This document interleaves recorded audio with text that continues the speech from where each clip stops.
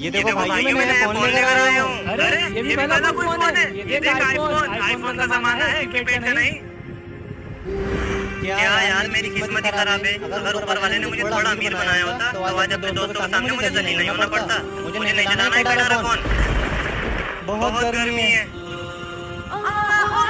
अरे आसान हो गई। एक काम करता हूँ, इसे बिछाकर यहीं नमाज पढ़ लेता हूँ।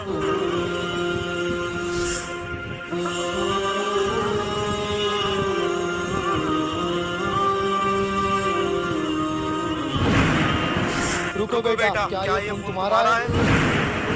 नहीं, ये फोन मेरा नहीं है। क्या ये तुम्हारा फोन है? नहीं, ये फोन भी मेरा नहीं है। मेरे फोन तो छोटा सा कीपैड का है। क्या ये है तुम्हारा फोन? हाँ, यही है मेरा फोन, लेकिन ये तो टूट गया था। मैं तेरी ईमानदारी देखकर खुश हुआ।